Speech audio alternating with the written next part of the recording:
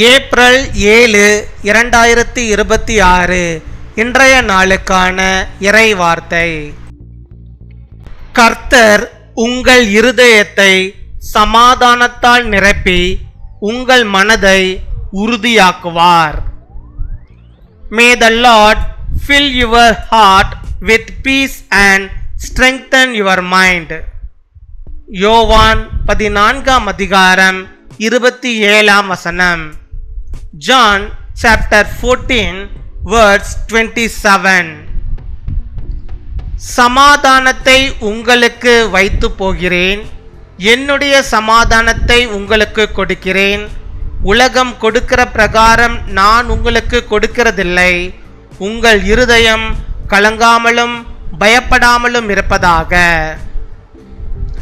என் அன்பு சகோதர சகோதரிகளே, கர்த்தர் உங்களுக்கு உண்மையான சமாதானத்தை அளிப்பார்.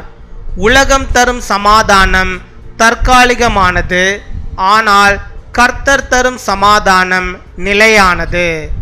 உங்கள் கவலைகளின் நடுவிலும் அவர் உங்கள் மனதை அமைதியாக்குவார். பயம் வந்தாலும் அவர் உங்களுக்கு தைரியம் தருவார். கலக்கம் நிறைந்த சூழ்நிலைகளில் கூட அவர் உங்களை சமாதானத்தில் நிலைநிறுத்துவார். Peace I leave with you, my peace I give you. I do not give you to you as the world gives. Do not let your hearts be troubled and do not be afraid. My dear brothers and sisters, the Lord will give you true peace.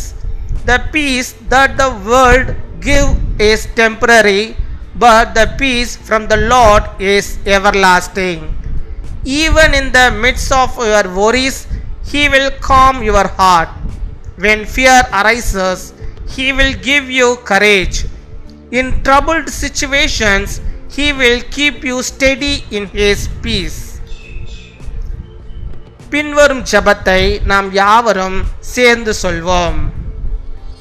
அன்பான பரலோக தந்தையே, எங்கள் இருதயங்களை உமது சமாதானத்தால் நிரப்பும். எங்கள் பயங்களையும் கவலைகளையும் நீக்கி தைரியத்தையும் உறுதியையும் அருளும். எங்கள் மனம் கலங்காதபடி எங்களை நடத்தும். இயேசுவின் நாமத்தில் ஜெபிக்கிறோம். ஆமேன்.